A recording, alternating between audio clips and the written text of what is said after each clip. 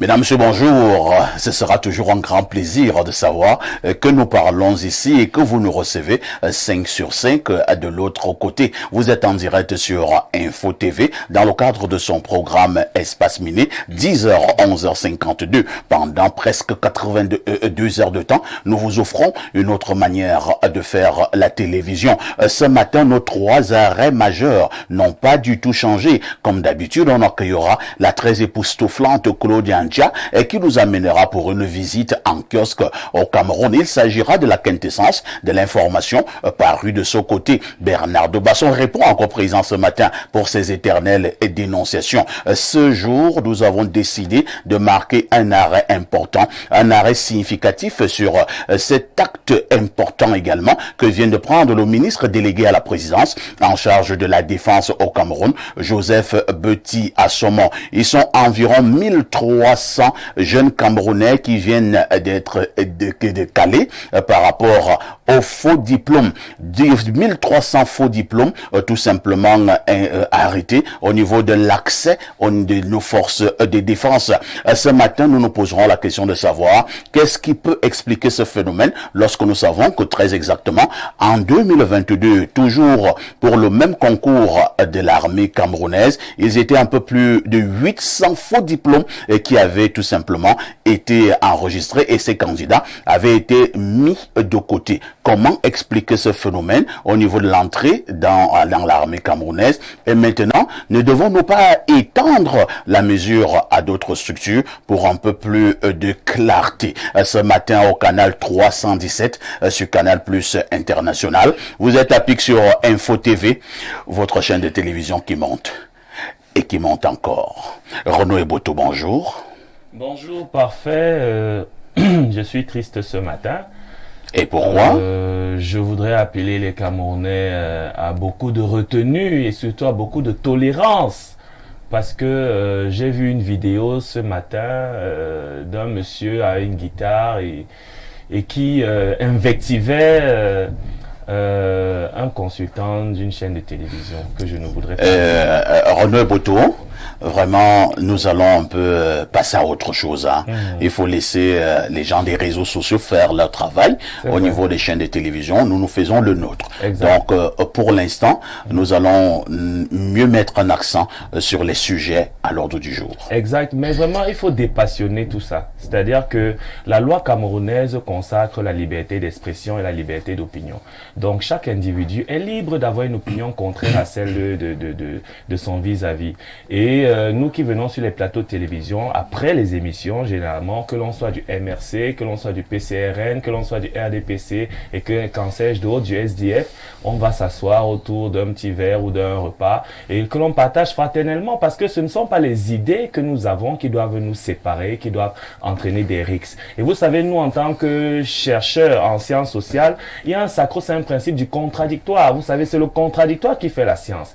Lorsqu'il n'y a pas des idées contraires, on ne peut pas avoir le questionnement nécessaire qui fait science. Donc, vraiment, j'appelle les Camerounais à beaucoup de retenue. Lorsque quelqu'un ne pense pas comme vous, ce n'est pas nécessaire hein, de l'insulter, de l'invectiver ou bien de l'attaquer. C'est pas, ça se fait pas. Donc le sport même parmi les Renaud Eboto, je vous appelle pour une deuxième fois. Je vous appelle pour une deuxième fois en toute courtoisie. Nous ne parlons pas de ce sujet ce matin. D'accord. Voilà. Alors, je souligne que Renaud Eboto est analyste socio-politique. À côté de Renaud Eboto, nous allons accueillir un vieux de la vieille dans le domaine de la com et plus précisément dans le journalisme. Lui, c'est Bernard Owona. Bernard Owona, bonjour. Bonjour, parfait ici. Bonjour à tout le panel. Bonjour à vos nombreux téléspectateurs. C'est toujours un immense plaisir d'être des vôtres sur ce prestigieux plateau d'Espace Miné. Merci une fois de plus pour l'invitation. Je souligne également que Bernard Owona, au-delà du fait qu'il est journaliste, il est également un homme politique du côté du Rassemblement démocratique du peuple camerounais, le RDPC, le parti du président Paul Biya. En face de Bernard, il y a un autre Bernard, un Bernard pouvant en cacher un autre, mais ici sur ce plateau, nous l'appelons affectueusement Bernardo. Bernardo Basson, bonjour. Bonjour, parfait ici. Bonjour au panel. Bonjour à tous les téléspectateurs d'Espace Miné. Bonjour à tous les Bassa du monde entier, où qu'ils soient, quels qu'ils soient.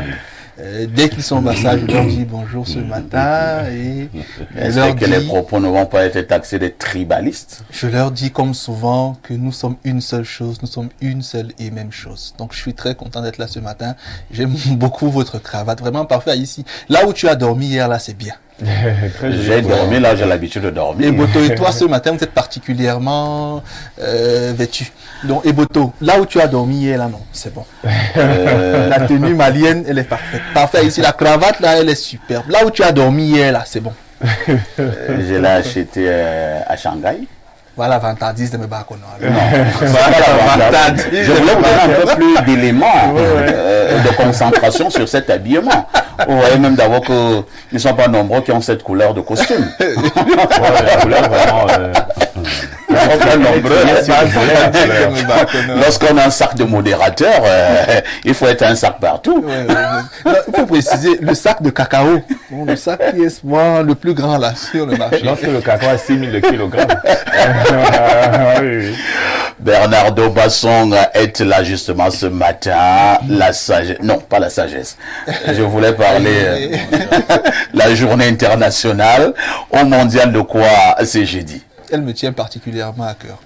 C'est la journée mondiale de sensibilisation à l'albinisme.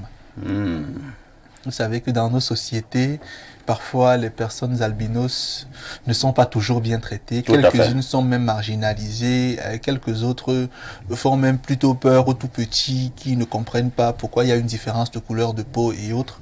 Il faut comprendre que c'est vrai, c'est une anomalie au sens plat du terme, je ne veux pas rentrer là-dedans, mais les albinos, ils sont comme nous, ce sont nos frères, ce sont nos amis, ce sont nos sœurs, ce sont nos femmes. Moi, j'ai un proche à moi, dont je tais le nom, qui est particulièrement attiré par les filles albinos, hein. Lui, il est il est même sûrement en train de me regarder. Il n'est pas vicieux, vous voyez, pourquoi le vice? Il y en a qui sont très jolis. C'est pas un fantasme, lui il est particulièrement attiré par les... Au point où une fois il est avec une fille albinos, son père l'a vu sortir avec la dame, son père a seulement tapé les mains, il a fait comme ça. Et son père est Bassa, il s'est exclamé en Bassa, ça c'est...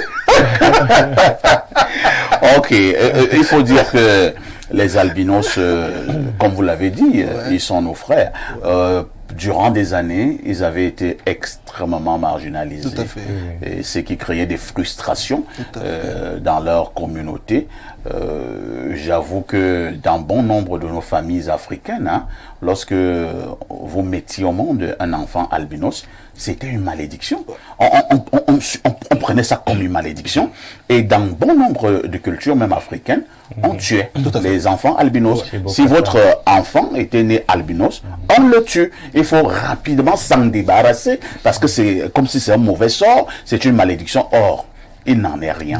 Ce sont des êtres humains. Il fallait simplement que les scientifiques puissent expliquer aux uns et aux autres qu'est-ce qui fait en sorte que l'autre puisse naître tout noir et l'autre blanc, l'autre albinos et que sais-je encore. Maintenant, dans nos cultures toujours africaines, Bernardo, les albinos sont également pris comme des personnes entre guillemets mystiques. On dit que ce sont des sorciers, des personnes spéciales. Et on te dit dans certaines choses là, il faut les cheveux d'un albinos. Et ça fait que, comme ton ami, bon, ça, je pense pas que ce soit son cas, et chercher les filles albinos en dormant, il coupe ses cheveux.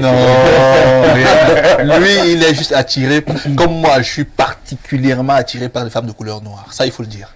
C'est-à-dire quand une femme est noire, grande de taille, ça m'attire particulièrement. Il y en a qui aiment les femmes plus claires. Si elle est belle, ça va. Noir ou jaune, nous le prenons. Je suis d'accord, il y en a qui aiment les femmes plus claires.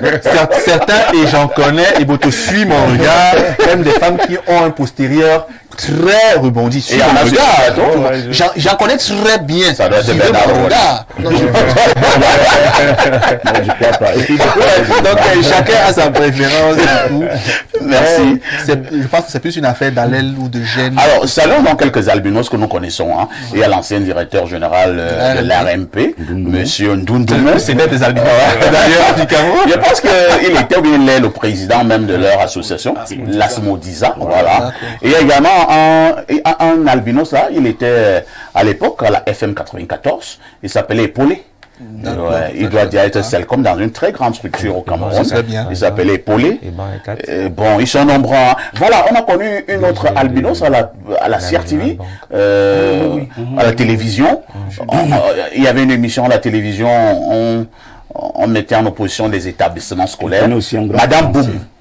Madame Boum. Il connaît aussi un grand financier. Le DG de la Régionale Banque, Eban Ekat. Voilà. Il est aussi albinos, il me semble. D'accord. Donc, bien des choses à tous les albinos qui nous regardent ce matin. On accueille le consultant de tout temps, mais alors de tous les temps. Et dit fils de Boumier, bel descendant de Omniobé, il restera mon consultant. Pierre Blérieux, bonjour. Bonjour, parfait ici. Il faut assumer ce que vous dites jusqu'à la fin. Vous avez des inquiétudes. Vous savez, Jésus, quand il marchait, il se retournait et regardait. Et à un moment donné, il n'y avait plus personne. Vous voyez ce que Blaireau fait de moi. Non, je n'ai pas dit que ce sera vous. Je vous encourage seulement. Parce qu'on leur avait déjà dit qu'on va tuer Jésus. Et comme personne ne veut mourir, mais Jésus, lui, savait qu'il va mourir. D'accord? C'est pour ça qu'il avançait toujours. Donc celui qui a les oreilles pour entendre, entendre. Jésus va toujours avancer parce que lui sait qu'il va mourir. Maintenant, ceux qui marchent avec Jésus, sachez qu'on ne vous tuera pas. Vous serez sauvés. Vous serez sauvés. Parce qu'une fois que Jésus mourra, il mettra 3 jours et 3 nuits dans le sein de la terre. Il en ressortira et vous serez sauvés. D'accord? Les pharisiens et autres, les saïdiens et autres. Blérieux en posture de prêtre ce matin. Le grand pasteur d'info TV Blérieux, mec. Il ne faut pas s'inquiéter du saïdrin. Bon, les cantiques qui accompagnaient aussi Jésus étaient importants avant son exécution. Toute mise à mort n'est pas une défaite. Et je profite pour donner la sagesse du jour. Ce n'est pas ce qu'on dit de vous qui vous fait. C'est ce que vous faites qui est vous. On peut reprendre. Ce n'est pas ce qu'on dit de vous qui vous fait. C'est ce que vous êtes qui est ce que vous faites qui est ce que vous êtes. Ça veut dire quoi? Parfait. Si on dit que vous êtes voleur, ça ne fait pas de vous le voleur. Maintenant, même si on ne sait pas que vous volez, vous êtes voleur. On se comprend.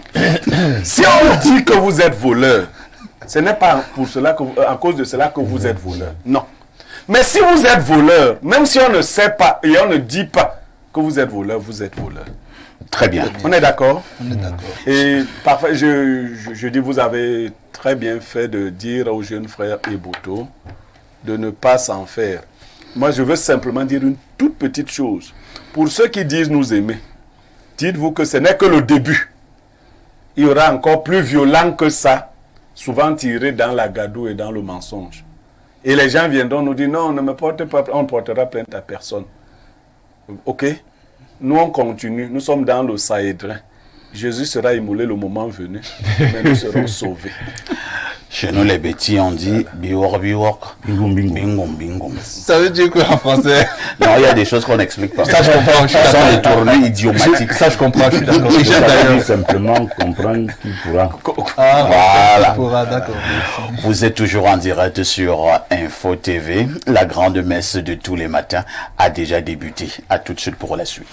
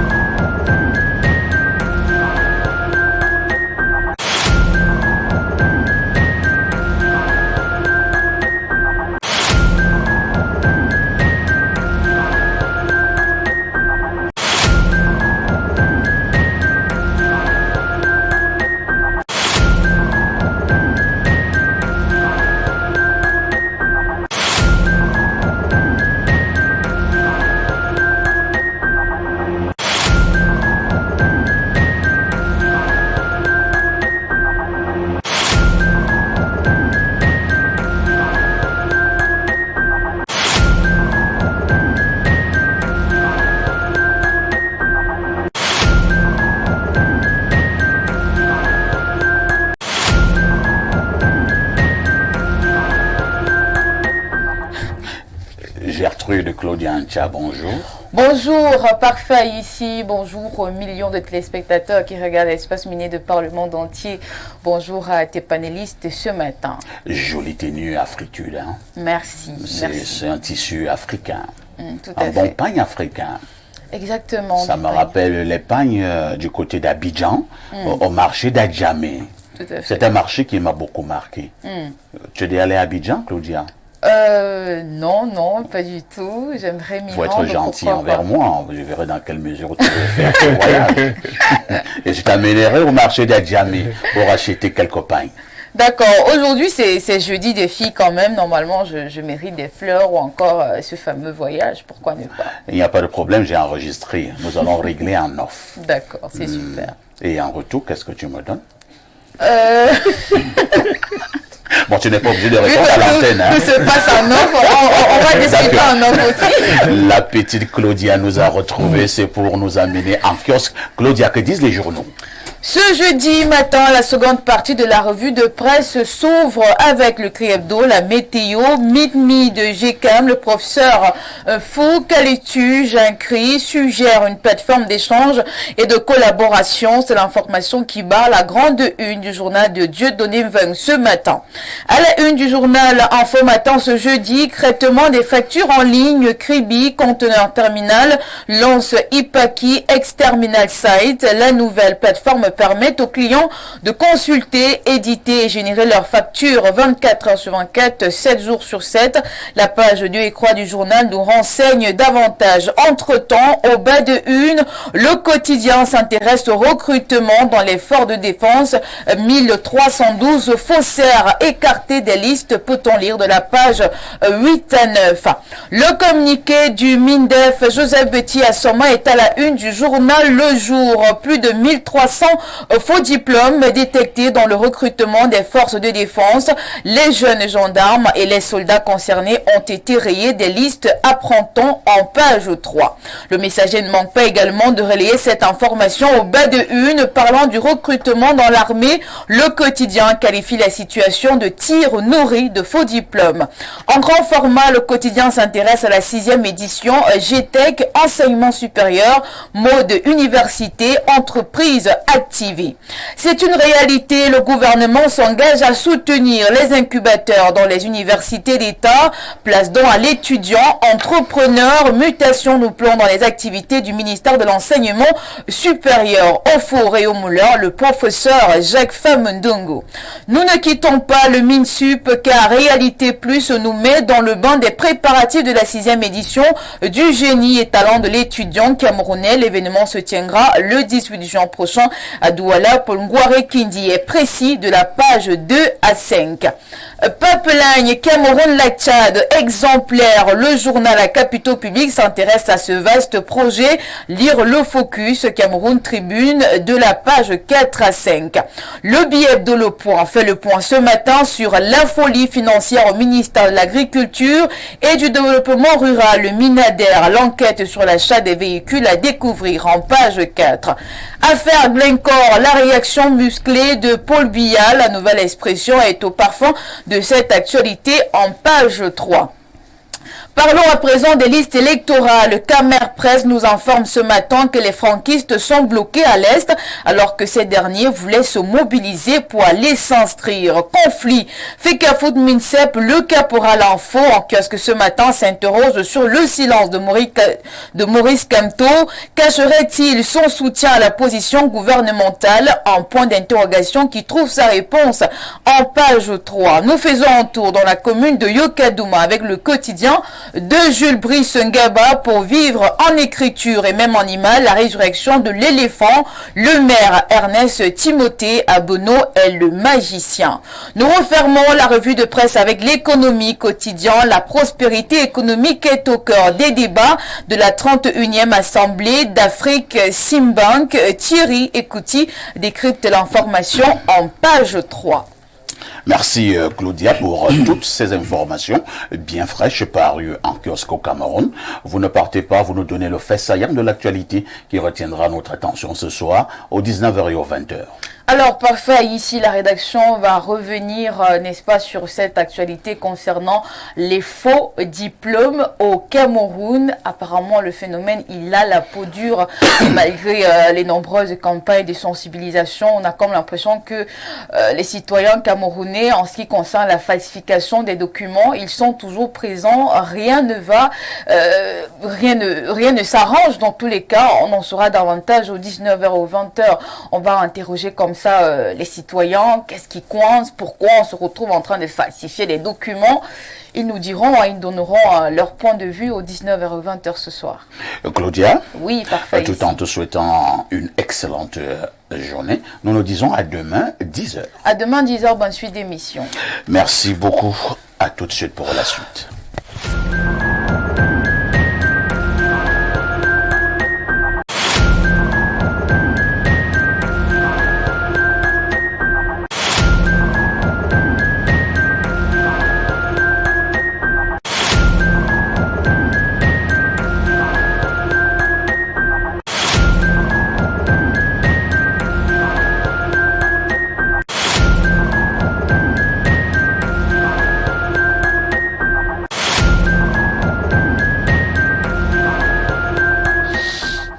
La suite de votre programme, c'est avec la dénonciation du jour, une affaire exclusive de Bernard Doubasson. Parfait, ici, aujourd'hui, on dénonce un trafic d'influence de trop. Alors, les faits se déroulent dans un village non loin de Yaoundé. Il y a dans ce petit village un monsieur qui sème la terreur. Et donc, il y a quelques mois, un jeune homme du village est allé parce qu'il y avait des obsèques pour travailler. Et il y est allé, le monsieur qui sème la terreur a arraché son téléphone et il l'a battu. Il est allé se plaindre chez ses grands frères, on lui a dit, bon, essaie de laisser. La semaine d'après, quand il y avait enterrement, le monsieur qui sème la terreur lui a dit, je veux pas te voir ici, même pour le travail. Il lui a dit, moi je suis venu travailler pour avoir quelque chose. Il l'a encore battu et il a appelé 7 autres personnes qui l'ont copieusement battu et qui l'ont copieusement blessé. Là, ce que j'ai, ce sont les images de ces plaies-là. Vous pouvez les voir, c'est-à-dire on l'a découpé avec la machette, on l'a vraiment blessé. Les images sont presque insoutenables. Non, les images sont atroces, vous imaginez bien. Il s'est donc rendu du côté de Ngoumo quand il commençait à aller mieux pour déposer une plainte contre ses bourreaux. Et là-bas, l'affaire a commencé à être torpillée par les éléments de la brigade. Et on lui a dit que le monsieur qui sème la terreur, apparemment, est le chauffeur du secrétaire général d'une très haute institution de la République. Et en tant que chauffeur de ce secrétaire général-là, il est intouchable, puisqu'il s'agit d'un corps de défense et de sécurité de la République. Vous voyez, le secrétaire général. Il est le chauffeur du SG. Oui, d'une institution républicaine en charge des questions de défense et de sécurité. Vous voyez de laquelle je veux parler. D'accord. Donc, comme il est chauffeur du SG, on ne peut rien lui faire au village. Du coup, le jeune homme, encore avec ses frères et sœurs, sont venus à Yaoundé à la police judiciaire pour déposer une plainte.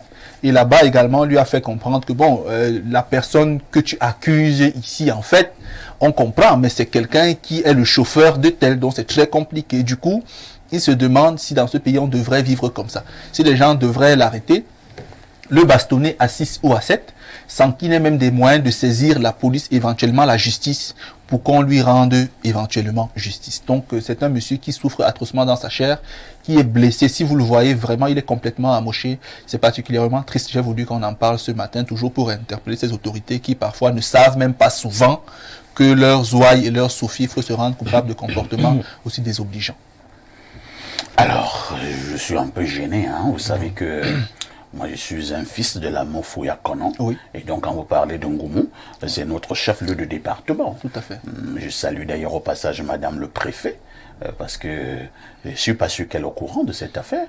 Madame le Préfet de la Mofouya Konan, je vous dis que c'est une dame, une maman, qui travaille très bien. Elle n'est pas dans des petites combine des villages, ainsi de suite. Bon, on va J'espère permettre, que vous oui, pourrez donc lui porter l'affaire. au sortir de ce programme, je vais l'appeler. D'accord, je vous donnerai les éléments que j'ai Tout à fait. et vous pourrez les utiliser. Voilà. Mais en attendant, nos panélistes vont d'abord poser un commentaire. Alors, je comprends pas, Bernard Ouna, nous revenons là à l'époque de la pierre taillée. C'est comme, même au Texas, peut-être c'était pas comme ça. Je regrette que Bernardo ne soit pas allé jusqu'au bout pour nous dire exactement de quel ministère il s'agit. Donc, pour l'instant, on ne va pas donner tous les détails. Non, le monsieur est le chauffeur. Moi, je veux d'abord savoir. Il est le chauffeur, il n'est pas le SG, du SG, D'un SG d'une structure qui a trait à la défense, à la sécurité. Bon, en tout cas. De toutes les façons, on va régler ça. Alors, je voulais dire que je suis un peu déçu parce que il y a encore ce genre de problème au Cameroun. On nous disait que Montesquieu disait qu'il faut qu'il y ait une barrière étanche entre les pouvoirs, notamment le pouvoir exécutif et le pouvoir judiciaire. Maintenant que quelqu'un est atrocement malmené, tabassé, par quelqu'un qui se dit, en fait, intouchable dans une république normale. Puisqu'étant le chauffeur d'un puissant. D'une haute personnalité, je pense que pour que cela se résolve, moi je pense que ce monsieur doit être lui-même dénoncé. Qui doit être dénoncé? Le chauffeur doit Ah être d'accord, oui, dénoncé. le chauffeur, oui. Pour que son secrétaire général... Vous avez comme le nom du chauffeur? Ok.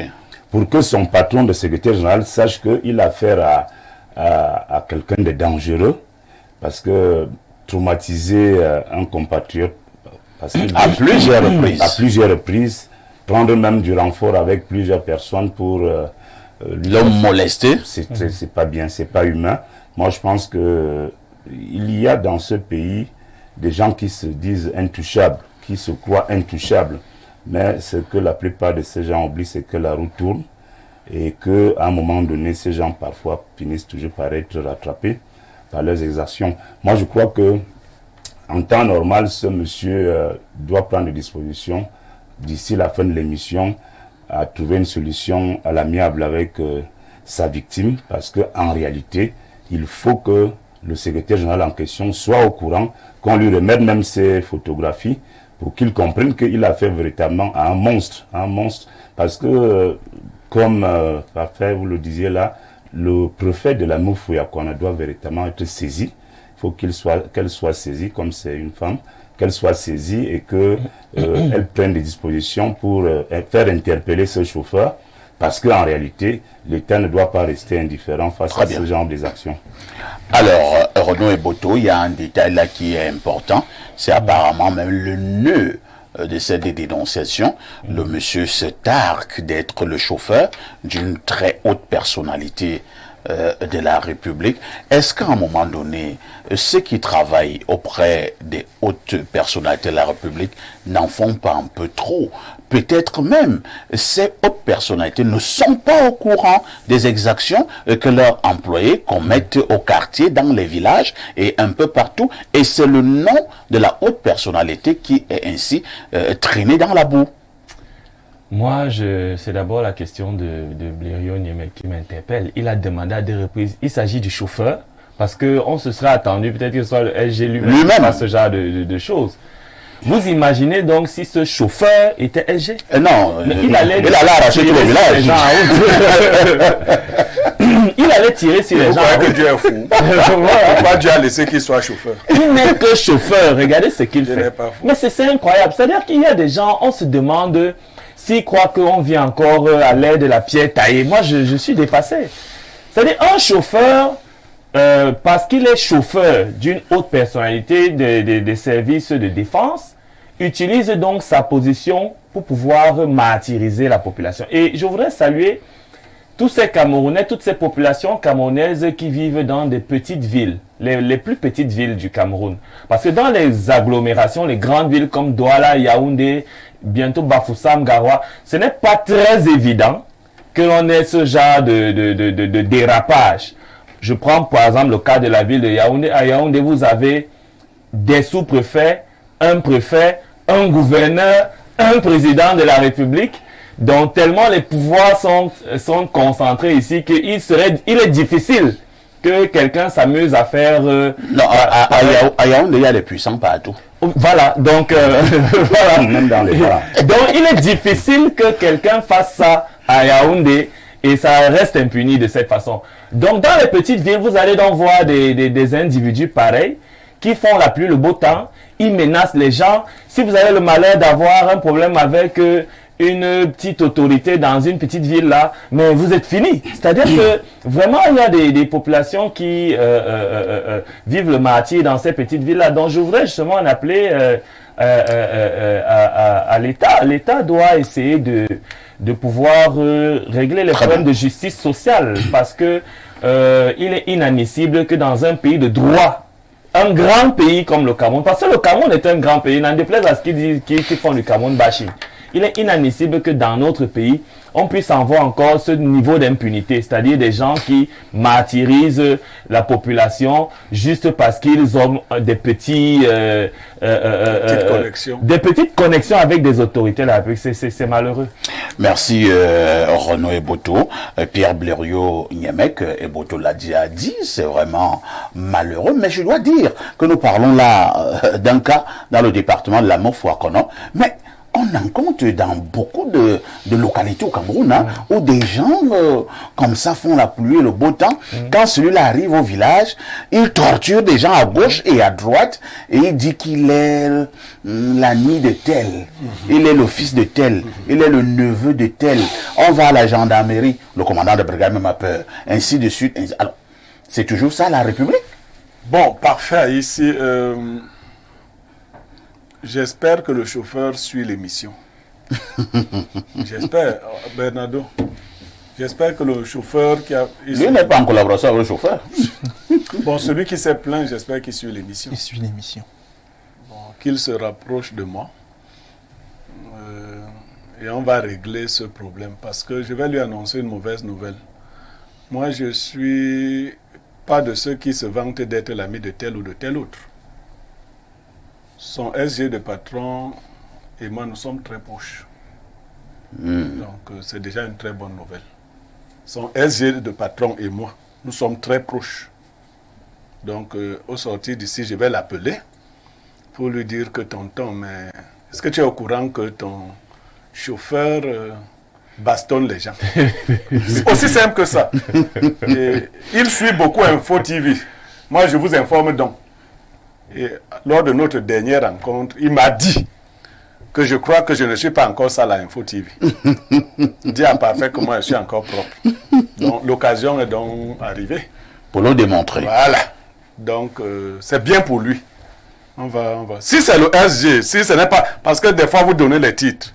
Si c'est le SG de cette institution-là, nous sommes très proches, je dis très. Très bien. Voilà. Et nous n'utilisons pas ce genre de subterfuge pour déranger les gens. Je dis souvent à certains grands, ne donnez pas des choses saintes aux chiens. Les gens qui s'approchent de vous, qui sont autour de vous, ne leur donnez pas le pouvoir d'agir en vos noms et titres. Parce que très peu savent en user. Tout à fait. Parfaitement, nous ne disons pas avec qui nous sommes proches. Pas du tout, pas du tout. Moi, il arrive que je sois dans un service, soit de gendarmerie, de police, ou n'importe qui décide vraiment de briser mes droits. C'est quand tu en fais trop que je te dis que mais, tu ne regardes même pas souvent la télé. Moi, on chante même derrière mon nom. Donc, je suis une star. Regarde la télé demain. Non, ne donnez pas. Et ça va pour nous tous, vous qui commencez à être... Même à votre femme à la maison. Si votre femme commence à insulter les gens, à parler aux gens avec désinvolture, dites-lui, maman, le grade est là, c'est moi. Et tu n'entends pas parler aux gens comme ça. Parce qu'en général, les grands eux-mêmes ne font pas ça. Pas du tout. Et je vais vous faire remarquer quelque chose. C'est que ce ne soit pas insultant pour ceux qui n'ont pas de galon ou de grade. En général, que ce soit dans la police, la gendarmerie et autres, ceux qui vont le plus vous torturer, c'est des gens sans galon. Observez cela. Et souvent, c'est comme s'ils expriment une sorte de frustration. Exact. Vous voulez, mais non, on ne parle pas. Mon frère, je voudrais quand même que... Non. Quand le chef arrive, il prend la chose autrement. C'est différent. Et même les 100 galons qui ont fait l'école sont différents de ceux qui n'ont pas fait l'école. Parce que ceux qui n'ont pas fait l'école, c'est à tort, on va parler des faux diplômes, c'est à tort qu'ils sont à Yaoundé. Yaoundé n'est pas pour les gens qui n'ont pas fait l'école. Yaoundé n'est pas un village. Non, c'est clair. Bon, si tu veux faire les affaires, c'est droit. Yaoundé, c'est pour les gens un peu éclairés. Et ici à Yaoundé, il n'y a pas que tu sais à qui tu as fait. Parce que toi-même, tu ne sais pas qui est. Donc, c'est compliqué. Vous disiez ça. Maintenant, quand tu arrives à Ngoumou, bon, peut-être tu es le chauffeur d'un tel SG. Là-bas à Ngoumou, on t'a souvent vu arriver avec la voiture du SG. Exact. Vous voyez? Donc, d'ailleurs, on ne sait même pas que tu n'es que chauffeur. Ouais. Pas du tout. Donc, mais c'est pas parce que la nature, en fait, tu valais d'être chauffeur, c'est pas le problème des autres. Donc, ce terrorisme-là ne peut pas prospérer. Parce que je vous dis que s'il s'agit du même SG, c'est un homme d'une grande humilité. Très bien. Et son épouse, qui est encore mon ami, est encore plus homme. Je ne peux pas imaginer qu'ils sachent que leur chauffeur terrorise. Et comme indice, je vous dis qu'ils ne sont même pas du même département. Donc lui va dans son département, c'est lui qui est de là-bas, terroriser les gens au nom de son patron de SG. Vous voyez souvent ça avec les CA là, non? On va résoudre son problème. Il ne va plus terroriser les gens. Merci Blériot d'en prendre l'engagement. Bernardo Basson, un cas d'injustice, mais ce qui nous fait quand même mal est que au niveau de la brigade, on a été incompétente, entre guillemets. On est même venu ici à Yaoundé, on est encore allé se plaindre au niveau des services pour que justice soit faite. Jusque-là, ça traîne. Ça devient quand même compliqué. Hein. Entre-temps, moi, j'ai quand même connu certains commandants de brigade, certains commissaires qui sont courageux. Hein. Même si tu es l'office je ne sais de qui, ou bien le chauffeur je ne sais de qui, lui, il applique quand même d'abord la loi. Essayer d'être juste dans un monde injuste relève de la folie. Ah bon? Oui, quelque part. Mais c'est grave ce que vous dites, Bernardo. Je dis, essayer d'être juste dans un monde injuste est pris pour de la folie. Ça veut dire les gens qui vous voient tenter de vouloir... rectifier, hein. Tu as dit être pris comme voilà. de la folie. C'est-à-dire, pour ceux qui vous voient essayer de bien faire les choses, eux, ils se disent que, mais qu'est-ce que toi tu veux faire alors qu'on sait que tout le monde est pourri. Vous voyez. Moi, j'ai 3 choses à dire tout simplement. Ce que vous évoquez est le nœud gordien de ma dénonciation. La première chose que je vais dire, c'est évoquer un proverbe de chez nous. Chez nous, je vais traduire en français. La 3e erreur est toujours fatale. C'est-à-dire, moi je vous ai souvent dit que j'ai fait des erreurs dans ma vie, je n'ai pas encore fait la 3e. La 3e peut-être pourra m'être fatale. Lui, il a fait 3 erreurs, le chauffeur. La première, c'est qu'il a pris le téléphone, ou a fait prendre le téléphone. Il a cautionné du moins ce vol. La seconde, c'est qu'il a fait battre quelqu'un. La 3e, trafic d'influence. Donc cette erreur-là, elle lui sera fatale. Quand vous commettez des erreurs dans la vie, arrêtez-vous à 2. Reprenez d'autres erreurs, arrêtez-vous à 2. Parce que la 3e est souvent fatale. La deuxième chose, c'est que le lit d'impunité qui accourt au Cameroun commence à faire peur. Au point où aujourd'hui, on demande systématiquement à la victime de supporter. Et on a peur de dire au bourreau d'arrêter. C'est un problème qui relève d'une crise sociale majeure. La justice sociale, l'équilibre social postule de ce que les humains devraient se sentir en sécurité pour pouvoir être épanouis et pour pouvoir prospérer. Dans un climat dans lequel vous avez peur de vos bourreaux et les bourreaux n'ont pas peur de se faire punir par faire ici. C'est une inversion totale de l'échelle des valeurs sociales. Et donc le Cameroun est un pays qui marche la tête en bas, les pieds en l'air. Il faut le dire, du moins sur le plan social. La troisième chose, c'est que comme moi je dis, je suis entre guillemets fils de quelqu'un qui a été une autorité dans ce pays par faire ici. Et c'était un policier. Je peux vous rassurer que beaucoup ne savent pas ce que leurs ouailles font. Au point où j'étais une fois à Garoua et là-bas, quelques éléments des essirs avaient giflé un jeune homme qu'on a pris dans la rue. Et comme moi, je ne suis pas violent par nature, j'ai sursauté de voir une telle gifle. Quand il est rentré tard, je suis allé le voir en haut, je lui ai dit, le père, mais les gars des ici, est-ce qu'on peut gifler quelqu'un comme ça? Il a souri, il est resté tranquille. Et puis il m'a dit, ok, j'ai compris. Et le matin, quand j'ai guetté par le haut, quand il est descendu, j'ai entendu comment il sermonnait ces gens. Vous voyez, donc parfois eux-mêmes ne savent pas ce que leurs ouailles, ce que leurs sous-fifres font.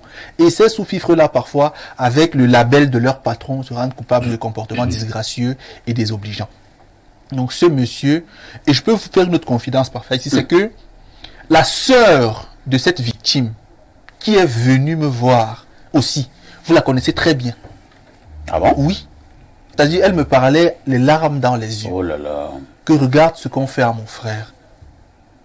Je vous ai dit que dis, bon, c'est quand elle nous sommes qui- à la télévision, on ne peut pas montrer on ne les peut pas images. montrer Mais les si vous images, voyez ces mais images, les images elles sont sont vraiment atroces. atroces. Elles sont atroces. Non, ne montrez pas les images, Bernardo. On ne peut pas faire ça à un humain dans un pays comme celui-ci et rester impuni. Il faut que ça cesse, il faut que ça change. Merci. Il faut que ça cesse, il faut que ça change. Lisons quelques préoccupations de nos nombreux téléspectateurs. Bonjour parfait ici. Je voudrais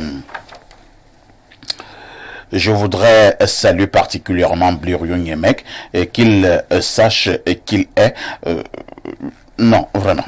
Je vous dis que concentrez-vous sur la problématique inscrite à l'ordre du jour.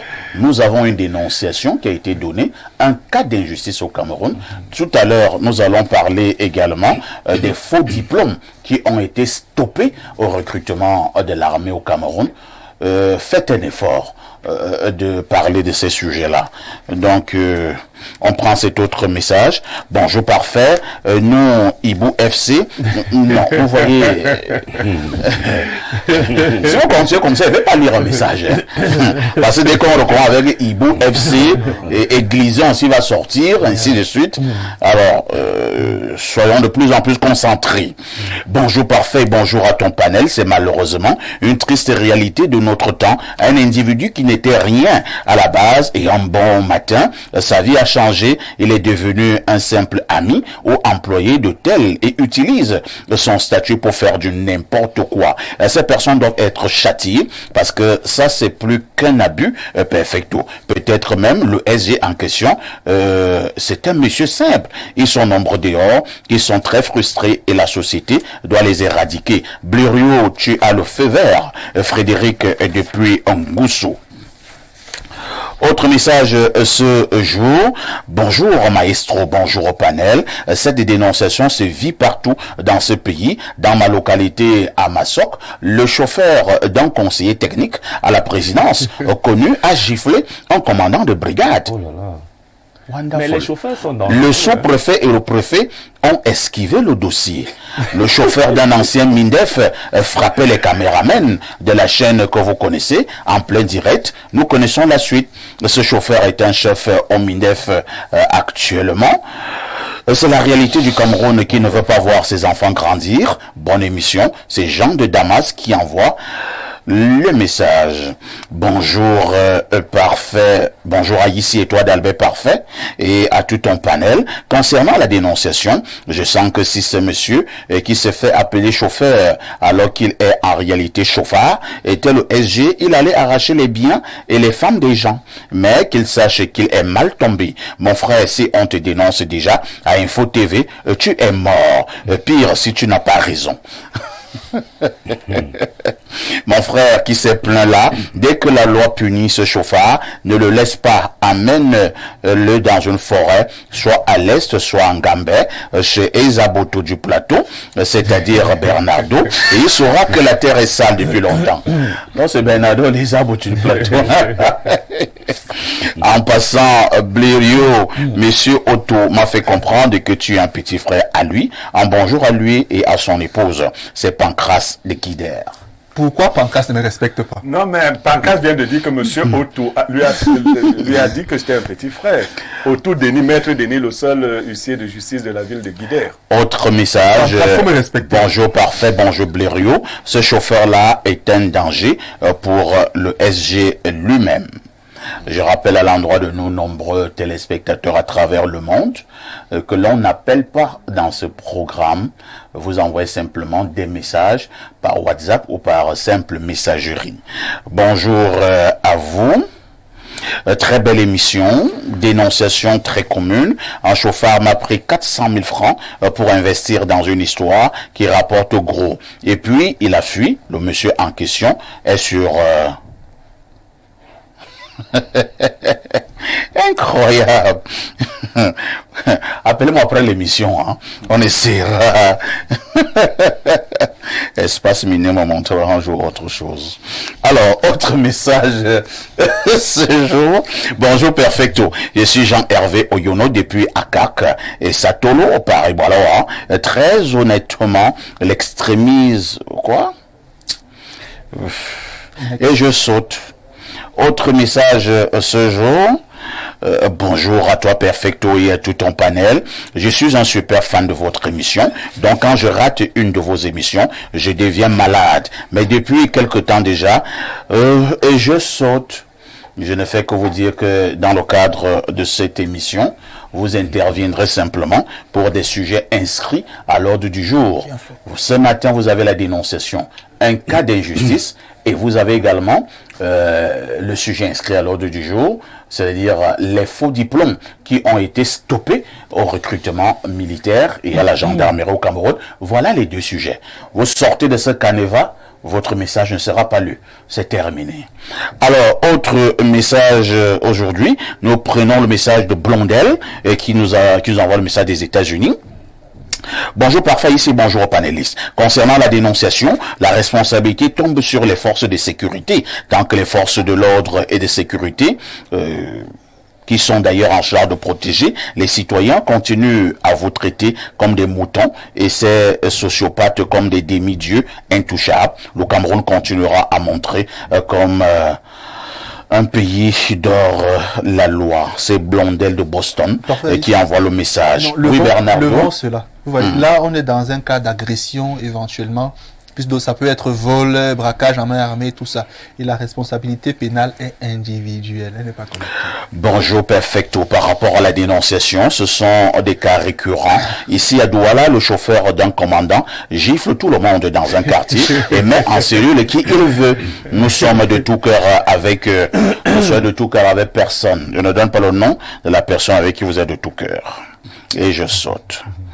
Autre message ce jour. Bonjour le Phénix. Il faudra dénoncer ces villageois sur Info TV jusqu'à déferlement comme Bobda. C'est Djibril N'Djamena qui envoie le message. Le frère, même père, même mère de Blériot.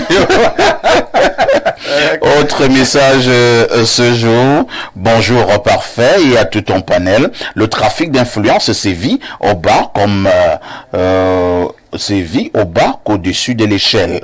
Haute, très hautes instructions, c'est pas d'aujourd'hui. Chacun influence comme il le sent. Bonjour particulier à Blériot. C'est pas Tchakou depuis Yaoundé. J'avoue que je comprends pas ton message, hein. Je sais pas ce que les autres instructions ont encore fait là ce matin. Autre message ce jour. Bonjour parfait et à votre panel. Je viens d'apprendre que Yaoundé est réservé pour les gens qui étaient à l'école. Je suis étonné d'apprendre cette information.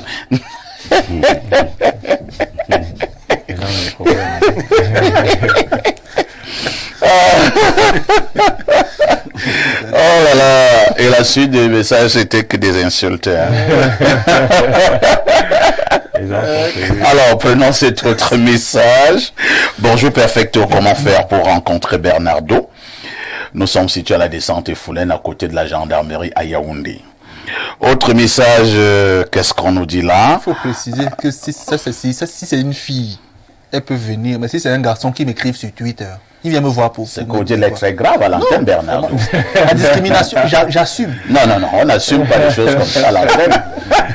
C'est très dangereux. C'est une façon de parler. Mais qui m'écrivent sur Twitter, tout simplement. Toi, tu n'as pas encore les nerfs solides, hein? Les nerfs solides, on va sortir. Tu n'as pas encore les nerfs solides. Qui va sortir? Alors, moi, j'aime beaucoup la musique. qui va sortir? Il ne faut pas seulement aimer la musique, il y a les refrains. Quand tu peux aimer la musique. Alors, au 216, hein? C'est la Tunisie est représentée ce matin. Bonjour Perfecto et à ton plateau. Sûrement ce chauffeur a les nudes de son patron, raison pour laquelle il réagit ainsi. Un chauffeur fait d'abord comment pour avoir les nudes de son patron. Vous savez quel liaison? Lien de quoi? Je ne sais pas. Les chauffeurs s'en vantent trop. Ils ont Oui, quel c'est lien, vrai, le c'est patron. vrai, beaucoup. Ah, bonjour, Perfecto. C'est le fonctionnement des hautes instructions. Où parfois le boss n'est même pas au courant des abus. Ça se voit sous nos yeux. Suivez mon regard. Et malheureusement, plusieurs soutiennent Samori Ayi à Yaoundé. Je ne suis aucun de ton regard. Aucun. Mais alors, aucun. À tout de suite pour la suite. 15 candidats, filmés 24 heures sur 24, pendant 8 semaines, dans la maison des secrets. Saurez-vous garder le secret? Inédit, Secret Story arrive le samedi 15 juin sur le canal 99. Et dès maintenant, le décodeur HD est à 5000 francs à partir de la formule Access. Profitez-en vite. C'est tout pour le moment. Renapro Finance SA, acteur majeur de la microfinance au Cameroun depuis 1996. Et si ta solution venait de la Masso?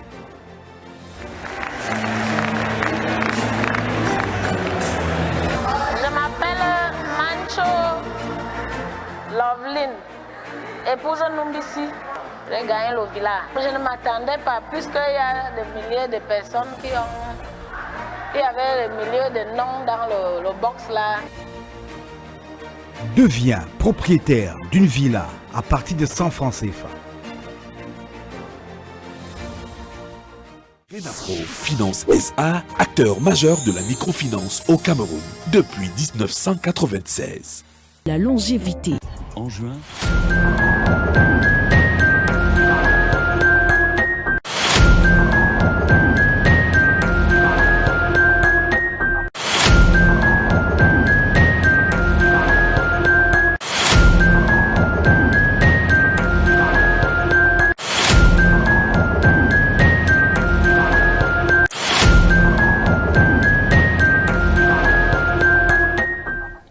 Bon retour sur ce plateau d'Espace Mini. Je dois vous dire que à Espace Mini, ça va très vite. Le problème du monsieur de la dénonciation est déjà en train de trouver une solution. Le SG en question a déjà été saisi par d'autres autorités.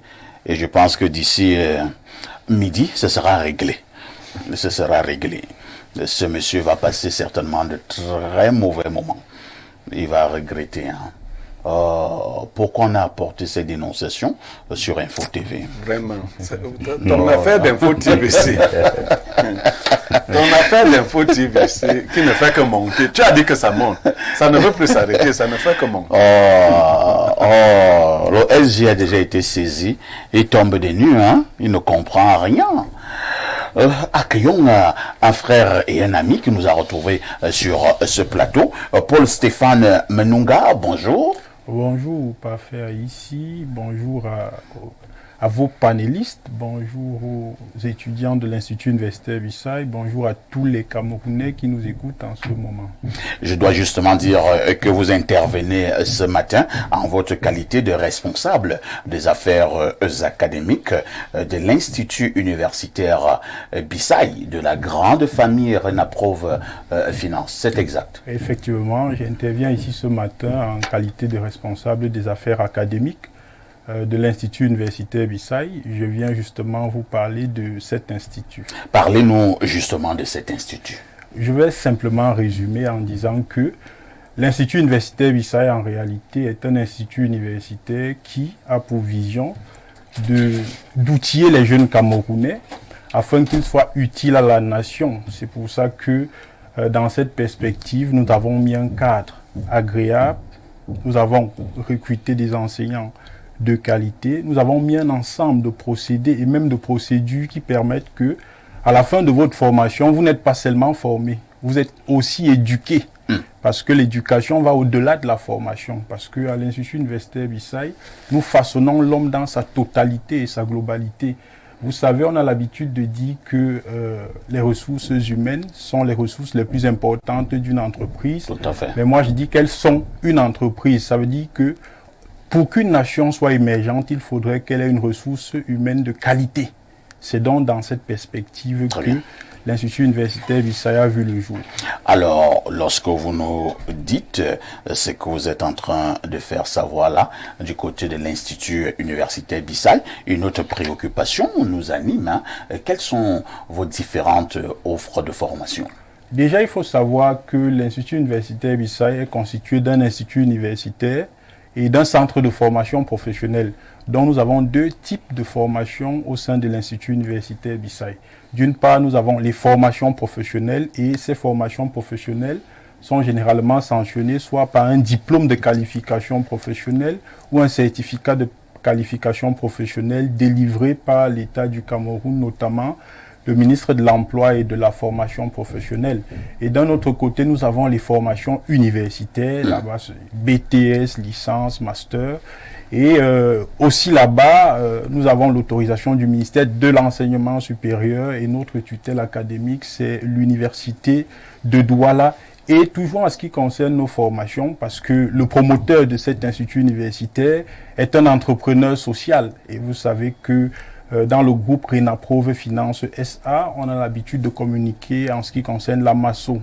C'est donc dans la dynamique de cette solidarité que le promoteur a décidé de considérer tous ceux qui veulent s'éduquer comme des mutualistes, parce que l'éducation est un droit fondamental. C'est pour ça qu'en formation professionnelle, par exemple, avec 175 000 francs, vous pouvez vous faire former et obtenir votre diplôme de qualification professionnelle.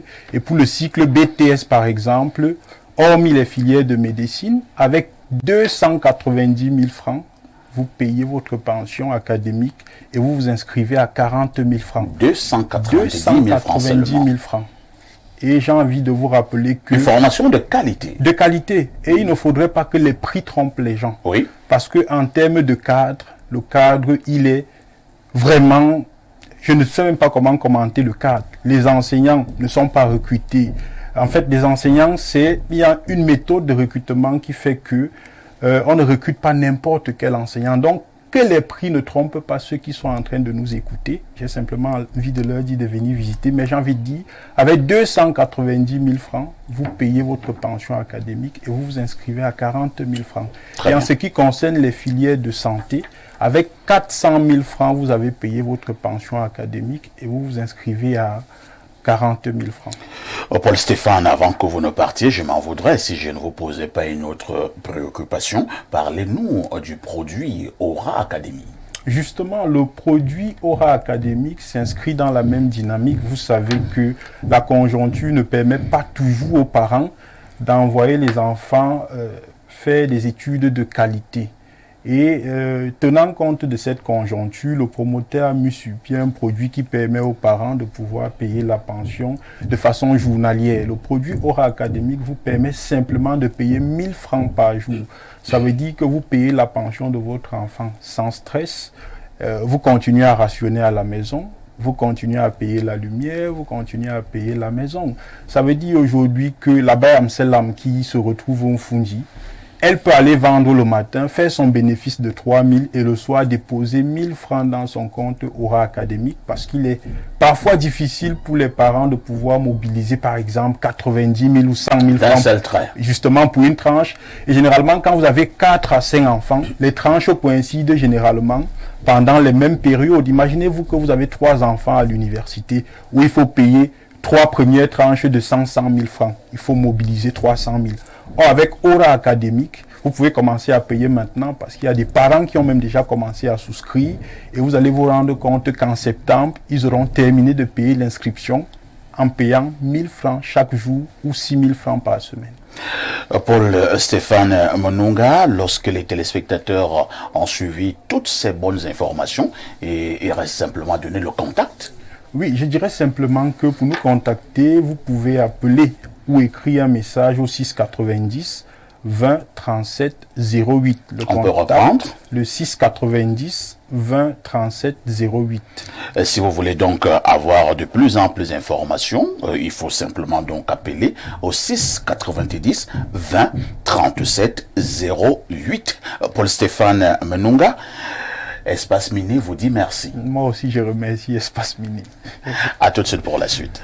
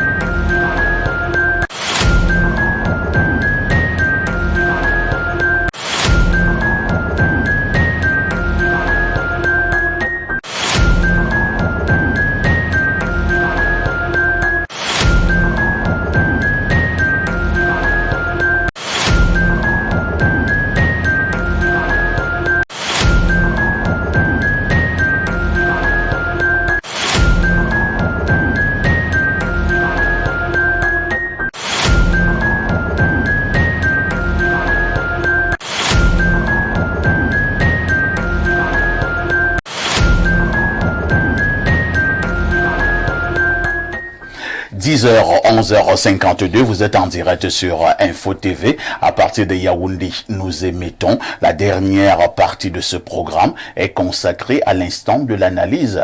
Nous, vous l'avons dit en ouverture, nous marquons un arrêt sur cette forte actualité où, une fois de plus, le ministre de la Défense vient de stopper pratiquement environ 1300 faux diplômes des candidats à l'entrée justement de l'armée camerounaise, des soldats et des gendarmes.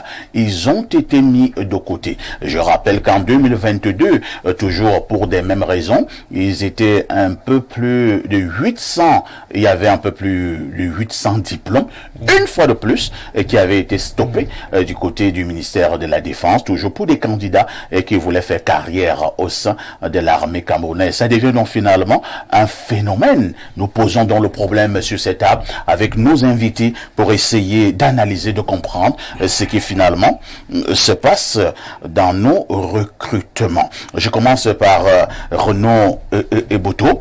L'analyse globale, quelle est l'analyse globale que vous faites de cette situation finalement qui devient un phénomène? D'abord, il faut commencer par féliciter le ministre actuel de la Défense, M. Joseph Béti Assomo, parce que il nous faut plus de fermeté si on veut construire cet État que nous attendons tous. Un État avec de la vertu, un État vertueux. Donc, félicitations, Monsieur le ministre de la Défense. Vous savez, Joseph Béti Assomo était avant gouverneur de la région du littoral.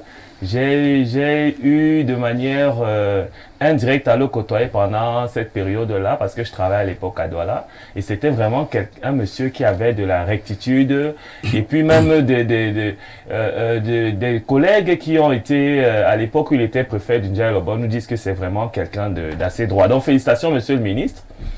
Vous imaginez bien en relation donc avec la dénonciation de tout à l'heure que si ces 1300 était finalement sorti avec la tenue de la gendarmerie. Voilà 1300 gifleurs qu'on aurait eu dans les localités. C'est des gens qui allaient bastonner les gens dans les localités parce que ils auraient obtenu ces concours gendarmerie, police, armée avec des faux diplômes. Vous voyez? Donc, il est important vraiment qu'on assainisse. Maintenant, les faux diplômes. À mon avis, il y a trois facteurs qui peuvent entraîner ce type de choses. Enfin, il y a trois causes principales. D'abord, les parents. Ensuite, les enfants eux-mêmes, c'est-à-dire que les titulaires de ces faux diplômes. Et enfin, le système. Les parents, pourquoi? Parce que vous allez voir que aujourd'hui, les parents ne sont non plus la rectitude de l'époque. Aujourd'hui, les parents poussent les enfants à aller dans les classes supérieures, même quand ils savent que ces enfants n'ont pas le niveau. C'est difficile maintenant de voir un parent laisser son enfant reprendre une salle de classe sans niveau. Le parent le pousse à aller toujours en classe supérieure. Je vais prendre le cas d'un membre de famille qui était responsable d'un centre d'examen et sa propre fille à l'examen, c'était le probatoire B. On a délibéré sa fille, il manquait 5 points à sa fille pour avoir l'examen. Les gens sont arrivés, on a dit, mais madame, ce nom-ci ressemble au vôtre. Oui, c'est ma fille, il manque 5 points pour la délibérer. Elle a dit que non, si elle n'a pas passé, elle n'a pas passé. Les gens étaient dépassés, elle a dit que non, si elle n'a pas les points, il faut la laisser, elle a échoué. Combien de parents aujourd'hui peuvent faire ça? Ils ne sont plus nombreux. Non, très peu même. Ils peuvent plus faire ça parce que les parents d'aujourd'hui, notre société veut que on pousse les enfants, ils avancent même sans niveau. Il y en a qui ont acheté le concours de médecine à l'enfant sort médecin et ne veulent même pas que cet enfant-là les touche à l'hôpital parce qu'ils savent que c'est un monstre qu'ils ont formé. Deuxièmement, maintenant, nos jeunes eux-mêmes. Voilà une jeunesse qui est bombardée par les réseaux sociaux, par la vie facile, etc. Donc, du coup, on a une jeunesse qui échappe même au contrôle parental aussi souvent, et puis se lance dans des choses pas très catholiques, c'est-à-dire que ils fabriquent les diplômes, ils consomment de la drogue, ils ont des relations compliquées dans ce qu'ils appellent des chilling, etc. Les parents souvent ne sont pas très au courant de ce qu'ils font. Donc, on se retrouve à l'arrivée avec un enfant sans niveau qui a fabriqué tous ces diplômes qu'il a ramenés à la maison. Et maintenant, pour terminer le système, il faut qu'on essaye de repenser quand même notre système. Parce que à l'époque, et je vais rapidement terminer par là, à l'époque, la vie n'était pas aussi difficile au Cameroun. Et le fait que la vie n'était pas aussi difficile au Cameroun, ça fait que le papa sortait, la maman restait à la maison pour s'occuper de la famille, pour s'occuper du foyer, pour s'occuper de l'éducation de l'enfant. Maintenant, la vie est devenue très difficile. Papa et maman sortent, les enfants sont un peu à la rue. Le système éducatif lui-même étant au Cameroun très corsé, c'est vrai qu'il produit des résultats parce que lorsqu'on va dans les plus grandes universités au monde, les meilleurs généralement sont les Camerounais, mais le système éducatif camerounais est très corsé, il faut quand même le dire. On a encore l'un des rares pays qui a le probatoire. Et le probatoire est un mourant pour certains élèves. C'est-à-dire que beaucoup sont passés. Moi-même qui vous parle, le probatoire m'a fait des misères. Vous voyez un peu. Je vois pourquoi vous en avez contre ce probatoire. Non, bon, le probatoire a sa place. Mais il me semble que le probatoire reste là. Parce qu'il n'y a pas de travail devant. Vous voyez, c'est un peu comme un tamis pour bloquer certains... Le probatoire a toujours existé. Il n'y avait pas de problème de travail. Non, mais dans d'autres pays... Mais tu pars dans les pays là. Dans d'autres pays... En fait, l'État doit prévoir... Le système éducatif doit être conçu de manière à ce que, lorsqu'un Camerounais naît, tout est pensé jusqu'à ce qu'il s'insère professionnellement. C'est-à-dire que même dans les examens officiels, on doit prévoir même un rattrapage.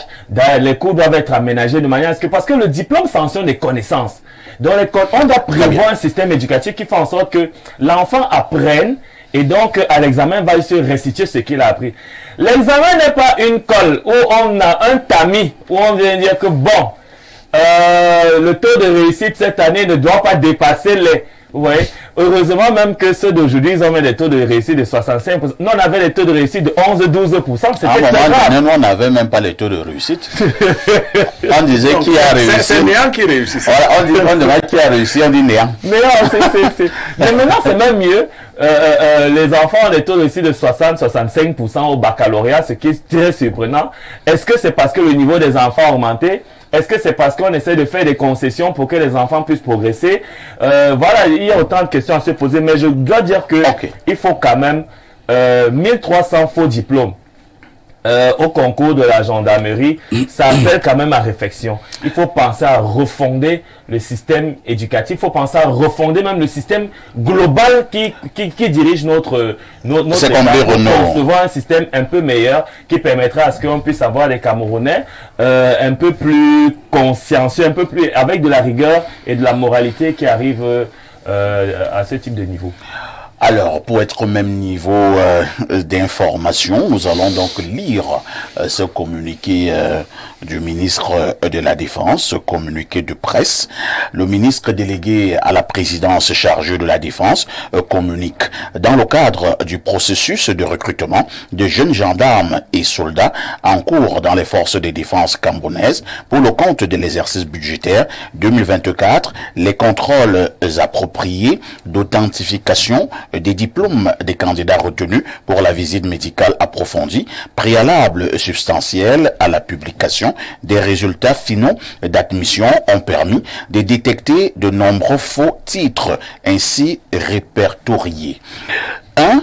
En faux GCIL Advanced Levels, 12 faux probatoires, 64 faux GCI Ordinal Level, 491 faux BPC camerounais, 661 faux BPC d'un pays voisin, 83 faux CAP, soit au total 1312 faux diplômes, chiffre en légère hausse par rapport aux résultats d'une opération similaire qui avait permis en 2022 d'écarter 929 individus des rangs à l'entrée définitive dans les forces de défense camerounaises. Les dossiers des faussaires détectés ont été tous écartés des listes sans préjudice des mesures répressives légales en vigueur. Et c'est signé Joseph Petit Assommon. Je passe la parole à Bernard Owona. Le communiqué précise effectivement qu'il y a une hausse l'année en 2022 un peu plus de 900, et cette fois-ci, un peu plus de 1300. Alors, plus on en parle, plus les gars vont établir des faux diplômes.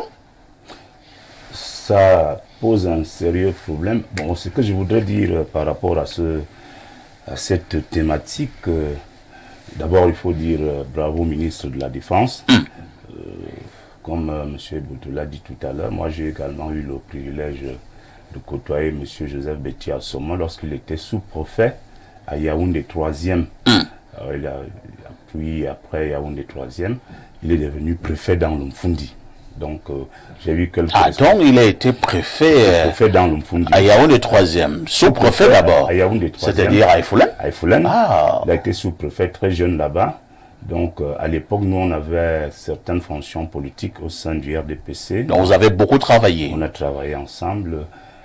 Quand il est devenu préfet, on a véritablement travaillé aussi. Après, il est parti à Douala. Après, il est parti à Douala. Et je voudrais dire que c'est un monsieur quand même qui sort de l'ordinaire dans un gouvernement où il est difficile de trouver des gens qui sont capables de faire ce genre de travail, de prendre ce genre de décision. D'aucuns peuvent même penser qu'il ne rend pas compte au courant des principes de ceux qui ont voulu prendre le pays en otage et qui veulent le gouverner sans laisser de traces. Et c'est très dommage quand même. C'est une affaire dangereuse parce que ce qui se passe au MINDEF avec ces 1312 faux diplômes détectés est l'arbre qui cache la forêt. En réalité, il faut que je vous dise que si nous entrons dans tous les ministères, de la présidente de la République jusque dans les ministères, en passant par des grandes boîtes, de grandes sociétés parapubliques, vous allez remarquer que ça c'est rien, les 1310 là, c'est 1312 là, c'est rien. Ah bon? Effectivement, pour ceux qui sont à Yaoundé, qui savent comment ça se passe, il y a des sociétés à Yaoundé. Récemment, il y a la belle-fille d'un ministre qui a été épinglée pour un faux diplôme, pour une fausse licence. Le ministre a réussi l'exploit à faire... maintenir sa belle-fille. Vous avez toujours les exclusivités. Oui, hein? Non, oui, c'est vraiment très sérieux. Donc, comment on ne peut pas citer j'espère que vous avez beaucoup d'éléments pour le démontrer, au cas où. Est-ce que vous m'avez suivi citer le nom d'une structure? Si vous voulez, je cite le nom des structures. Non. Voilà, je n'ai pas cité le nom de structure. Mais là, ça engage le Cameroun. Oui, c'est le Cameroun. Vous savez, quand vous voyez l'inflation sur... ce phénomène avec en 2022 929, en 2024 1312, ben vous comprenez que ceux qui font dans ce domaine-là se moquent même de l'État puisqu'ils disent qu'ils sont plus ingénieux, ils sont plus téméraires, c'est-à-dire que leur objectif, leur obsession, c'est de travailler, c'est d'entrer dans l'armée, même si il faut le faire avec des moyens très peu orthodoxes. Donc ce que moi je voudrais dire dans cette affaire, c'est que le ministre de la Défense, lui, il fait ce qu'il peut, mais je voudrais quand même ici rappeler que nous avons dans la plupart de nos structures ici, la plupart de nos sociétés, et nous côtoyons ces gens, nous côtoyons ces enfants, nous côtoyons ces directeurs généraux qui recrutent des enfants de grandes personnalités sur la base de faux diplômes, sur la base parfois même des photocopies, sans que la commission ne puisse statuer pour vérifier l'authenticité de ces diplômes. Ça existe au Cameroun, il y a des sociétés même qui sont championnes en la matière, et elles sont connues, elles sont très bien connues. Et moi je pense que pour éradiquer le phénomène, c'est déjà bien qu'on le fasse au départ, c'est-à-dire que avant que les garçons, les enfants en question ne soient formés, parce que imaginez que s'ils avaient été formés, on aurait en 2022, ils étaient déjà à moitié formés. Hein. Voilà. Mais cela n'a pas empêché qu'on la mette dehors. Et c'est un danger parce qu'une fois déjà formés, ils ont appris à manier. On avait eu cet argument-là, mais voilà. Je pense que le ministre a dit que cet argument ne tient pas la route. Maintenant, c'est bon de les enlever avant qu'ils ne commencent la formation. C'est vrai quand même aussi que Bernard, lorsque nous parlions de cette actualité en 2022, c'est ce que nous préconisions. Oui. C'est-à-dire que de laisser quand même des gars se former un tout petit peu, c'est mieux que ces gars n'entrent même pas d'abord. Tout à fait. Voilà. Tout à fait. Je voudrais préciser pour... nos conseils avaient été retenus. Non, c'était bien. C'était de bons conseils. Je voudrais préciser que même à l'EMIA, on a eu des faux diplômes et des étudiants qui ont été déshabillés parfois 1 an ou 2 ans après la formation, quand ils allaient déjà vers la fin. C'était aussi des fils de grands patrons de ces pays. Moi, j'en connais plusieurs.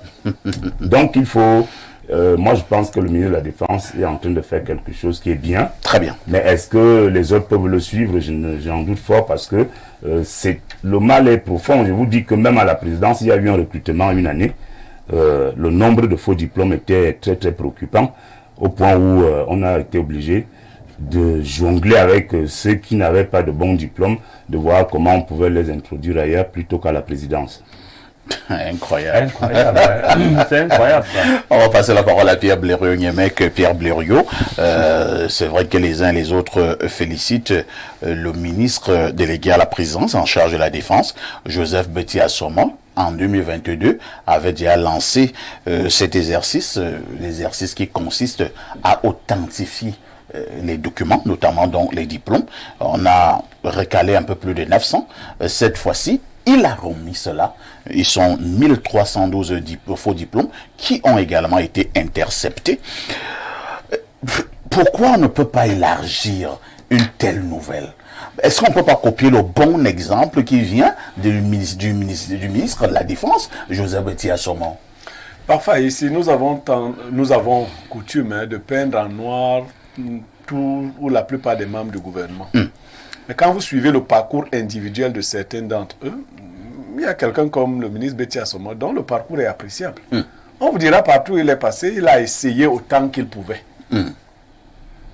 J'étais chez une personnalité qui tentait de faire entrer un enfant dans une grande école. Oui. À la veille d'un concours. Le monsieur est venu avec un diplôme de licence. Après vérification, on lui a dit que non, l'année-ci, on a changé, ce n'est plus la licence, c'est la maîtrise. Il est revenu avec... Et la personnalité a dit à son neveu, on dit que c'est la maîtrise. Le neveu a dit, je reviens avec. Il est parti chercher la maîtrise et revenu avec. Il a là, mon amour, ça dit. Et finalement, il est entré dans l'école en question. Et il est entré dans cette école. Donc, il a dit, je reviens avec. Il est donc allé, certainement. Parce que sa licence était une licence qui datait d'un ou 2 ans. Donc, il ne pouvait pas avoir eu la maîtrise entre-temps. Le master, en fait. Il a dit qu'il n'y a pas de problème. Il est reparti avec la licence en question. Et il a mis les papiers en forme. Il est revenu avec une licence qui avait une date beaucoup plus réduite, et il avait déjà aussi le diplôme de maîtrise, de master, et il est dans ce corps de métier. Donc je crois que si on envoie des Betty-Assoma dans ces différentes administrations, ça peut faire boum. Le ministre Betty-Assoma aussi est prudent. Il s'arrête à ceux qui veulent entrer, pas à ceux qui sont dedans. Parce que... Oui, c'est de ça qu'il s'agit. Parce que ne ris pas. Tu ris. Si on dit maintenant qu'allons voir ceux qui sont dedans. Non, c'est la guerre. Il ne faut pas aussi trop demander au ministre Betty-Assoma. Ce n'est pas lui que je demande. Donc, quelle est la problématique? Parfait. Nous sommes arrivés au point où on ne recherche plus la compétence, le contenu des savoirs, mais on justifie les savoirs. On dit que je suis... Vous entendrez les gens qui veulent mettre leur neveu dans les... Il faut nous obtenir le bac. Quand vous dites à un enfant, obtiens-nous le bac, vous verrez qu'il est capable d'aller donner de l'argent à quelqu'un pour composer. Celui-là a besoin seulement du bac. On attend son bac. Et on le met quelque part. On le met quelque part. Observez que ceux-ci sont allés jusqu'à la lisière, c'est-à-dire les examens approfondis. Les visites médicales. Les visites médicales approfondies. Ces gars-là ont fait perdre des places à des gens sérieux. Oui. Avec des vrais diplômes. Avec des vrais diplômes. Qui auraient pu arriver là. Donc, vous voyez le mal, hein, même en les enlevant eux. On ne répare pas le tort. Je pense qu'il faut que les gens sachent qu'ils ne peuvent pas progresser de cette façon-là. Il faut qu'on mette ces mécanismes à tous les niveaux pour que les gens ne soient plus... Quand j'ai dit ici que Yaoundé s'est fait pour ceux qui ont été à l'école, bon, il y a quelqu'un, téléspectateur qui a... Non, mais Yaoundé, le Yaoundé dont je parle est le Yaoundé administratif. Ici, à Yaoundé, on n'élève pas les porcs dans les maisons. On ne fait pas la... Non, en pleine ville Yaoundé, il faut savoir. Parce que pour que les gens comprennent, quand vous allez à Paris même, il y a des activités qu'on ne fait pas à Paris. C'est vrai. D'autres, certaines se font dans la banlieue. Donc, il va falloir, quand on aura l'idée de ce que c'est qu'une ville, On ne vient pas se débrouiller à Yaoundé. La débrouillardise, c'est dans les banlieues en Ngoumo. Tu tapes les gens et tout ça. À Yaoundé, Yaoundé à l'aide. Yaoundé, c'est dur. Très bien. Donc, il faut qu'on assainisse les différentes administrations, mais en amont. Parce qu'en aval, ça crée trop de frustration. J'ai un oncle qui est décédé parfait. Oui. Parce que son fils, qui travaillait déjà, a été enlevé du boulot un matin. Son fils était cadre, je vais dire, à la CNPS. Et c'est lui qui prenait la charge de la famille. Un matin, la notion de faux diplôme, on a enlevé son fils du travail. Mon oncle en est mort. Oui, parce que le fils est rentré, il a commencé à déprimer. Son père lui a demandé ce qui s'est passé. Il a dit qu'on l'a enlevé au travail. Voilà. Quelle est la faute que tu as commise? Faux diplôme. Faux diplôme comment? Ce gars fabriquait les diplômes et venait montrer à son père. Son père était convaincu que son fils réussissait à l'école. Voilà. Et son fils a trouvé l'emploi. Quand il a commencé à se réjouir que mon fils est ci, ça, on dit que son fils a les faux diplômes, on l'a enlevé du travail. Merci Pierre Blériot. Nous sommes toujours, je suis toujours sur ma même préoccupation. Si nous devons toiletter dans un pays qui s'appelle Cameroun, Bernard Dobasson, est-ce que nous devons simplement nous limiter à l'armée? Nous avons on a parlé tout à l'heure de la CNPS. Pourquoi on ne peut pas regarder un peu du côté de la SNH aussi, du côté de la Sonara, du côté de la CSPH, du côté de Camtel, du côté de la Nord, du côté, aidez-moi, du côté même des panélistes sur les plateaux de télévision, il y a beaucoup de faux diplômés qui viennent inciter les gens ici sur les plateaux. Voilà. Oui, au moins, c'est son problème. Peut-être que tu veux régler les comptes en panéliste. Alors, Bernard Dobasson, pour être un peu plus sérieux, j'ai causé avec plus d'une personne en préparant ce programme. On m'a dit, parfait, tu parles de faux diplômes, peut-être tu ne sais même pas à quel niveau le phénomène s'est enraciné dans notre Cameroun. Nous sommes un peu plus de 300 000 agents de l'État de manière globale. Si on lance une véritable opération, je pense que ça peut être très surprenant. Non, l'opération ne va pas se terminer. Là, il va prendre ça. Non, tu te lances ça. L'opération n'ira pas loin. Ah bon? Il y aura coup d'État. Oh là là. Je te dis, si tu lances l'affaire des faux diplômes dans l'administration camerounaise, ça ne se termine pas. Oh là là. Parce que tu vas être surpris de ce que tu vas voir. Parce que toi, tu crois que c'est au niveau des collaborateurs. Faut laisser ça. Bernard Dobasson, doit-on limiter la chasse aux faux diplômes uniquement au niveau de l'armée? Répondre de manière péremptoire est difficile, mais est-ce qu'on devrait limiter? Dans l'idéal, non. Dans la pratique, on devrait quand même étendre jusqu'à un certain niveau, tout simplement parce que la vie n'est pas que blanche ou noire. Parfois on compose avec un peu de gris, parfois il y a des choses qu'on laisse passer, parce que on se dit que pour la cohésion sociale, il y a parfois des choses qui, lorsqu'elles ont mis long, on fait leur lit, et que vouloir les retourner pourrait créer plus de problèmes. On voudrait résoudre un problème, on en créerait plusieurs. Vous voulez dire quoi de manière claire? Je veux dire que moi je connais un pays que j'ai visité, dans lequel j'ai vécu, qu'on appelle la Crevettonie, et dans ce pays, il y a des ministres qui n'ont pas de diplôme pour être ministre.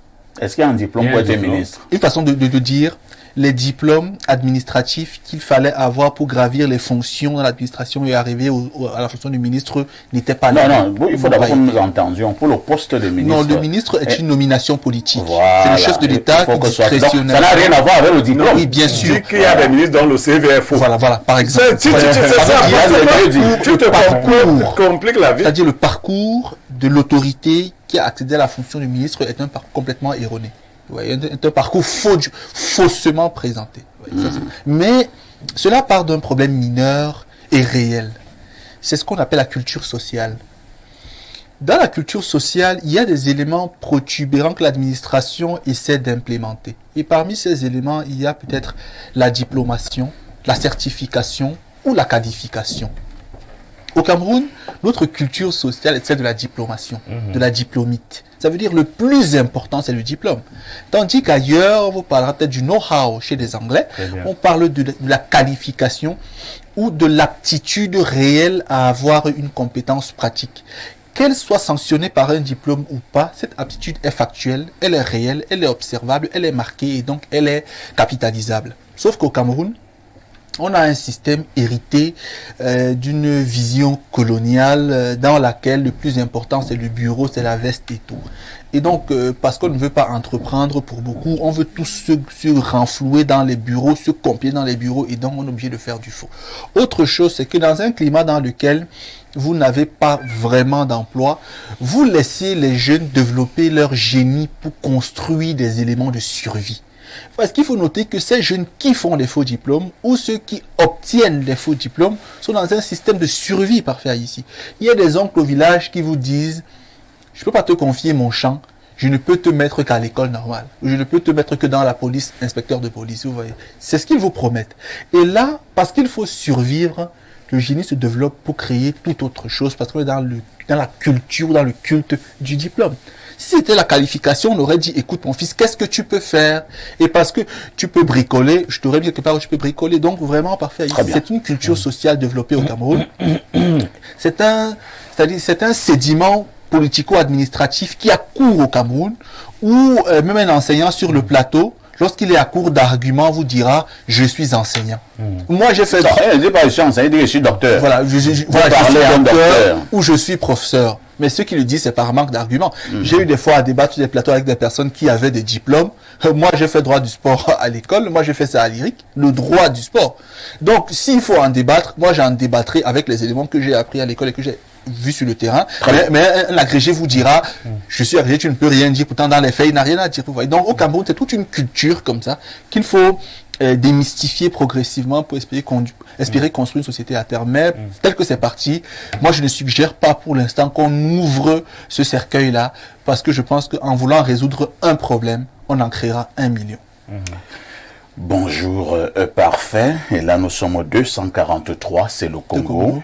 Bonjour, Parfait, et à toute ta performante équipe. Félicitations à Blériot pour sa pertinente analyse visant à réparer le préjudice causé aux méritants éliminés. Et le MINDEF qui n'a plus les effectifs prévus pour la formation, c'est une question qui pose. Pauvre 237. Autre message ce jour, c'est Théophile Demimboman qui envoie ce message. Bonjour le sac de modérateur et tout ton panel. À mon avis, le mal est plus profond et devrait être traité à la source. Dites-moi comment on peut détecter les faux diplômes et ne pas traquer les différents réseaux pour un service de sécurité disposant de tous les outils et du personnel qualifié en la matière. Il y a mieux à faire. Par ailleurs, on peut faire un bon militaire même sans diplôme. C'est un métier qui s'apprend en formation. C'est une tâche mécanique. Bon, c'est vrai quand même que c'est la discutable. question a été résolue.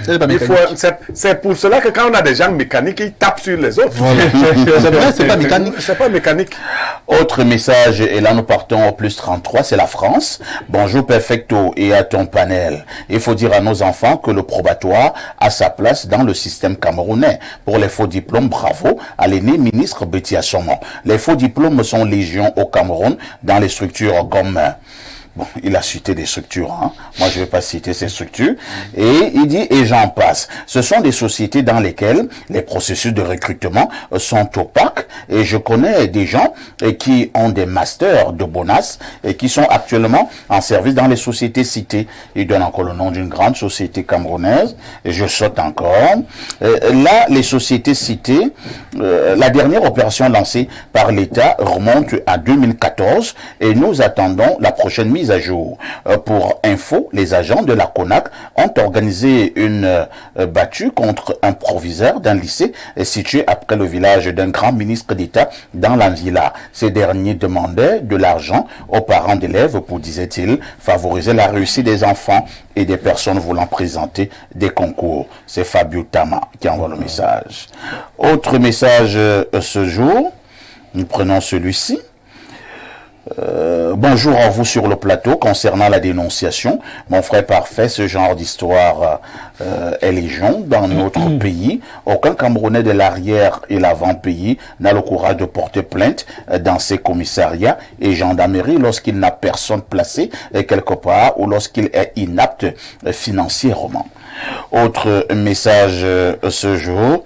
Bonjour à tous.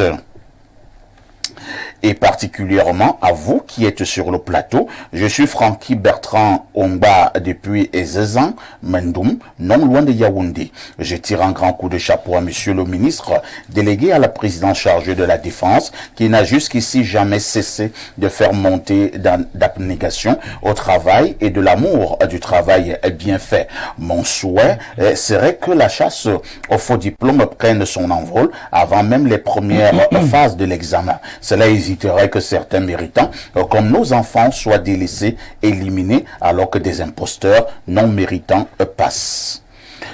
Partons au 213, c'est l'Algérie. Bonjour l'Onkouta des modérateurs. Pour le sujet du jour, je dois avouer que l'un des seuls ministres du régime Biya qui travaille bien, c'est Beti Assomo. C'est un homme droit et froid, le seul qui a pu interdire le travail de moto-taxi à Douala quand il était gouverneur, alors qu'à cette époque, personne ne pouvait oser prendre une telle décision.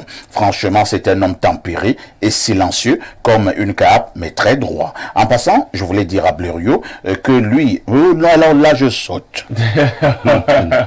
Pour vous blaguer avec mes mesures, je suis comme Beti Assomo.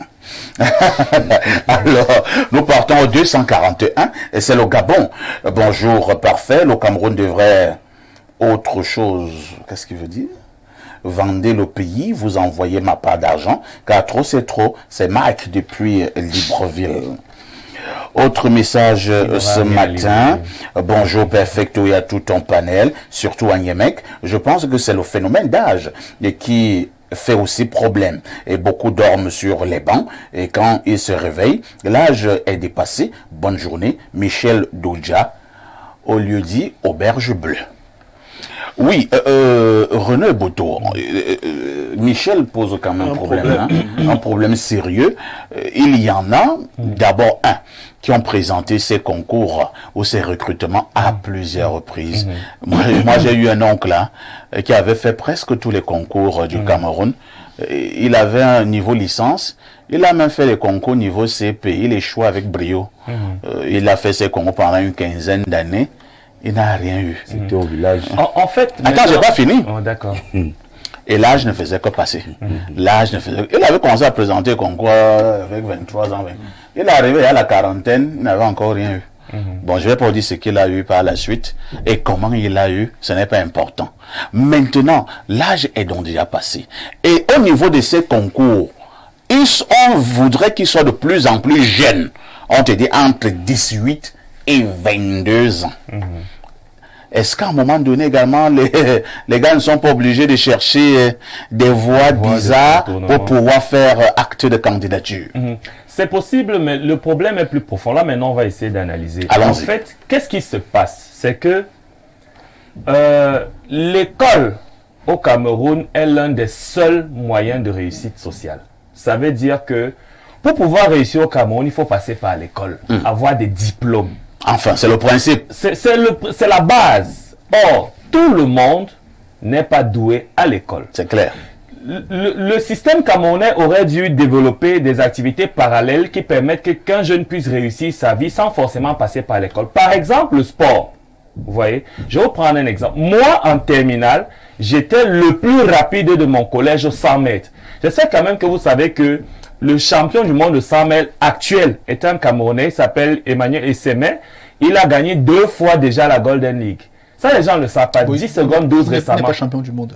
Mais si tu gagnes la Golden League, ça veut dire que tu es le plus rapide à l'heure actuelle. On parle de l'heure actuelle. Donc, je veux dire quoi? Si moi, j'avais été il y avait un canevas au Cameroun qui encadrait les sprinteurs, je n'aurais jamais été allé m'asseoir dans un bureau avec une veste cravate pour prendre la place de d'autres personnes qui auraient pu l'être à ce moment précis. Donc, il faut qu'on développe des activités parallèles, notamment le sport, la musique, les arts plastiques et le cinéma. Vous voyez, il y a une effervescence d'un cinéma camerounais aujourd'hui. Il faut juste avoir une bonne un bon encadrement, une bonne façon de jouer, et puis vous pouvez gagner votre vie. Alors le problème, et vous savez très bien que il y a beaucoup de métiers autour du cinéma.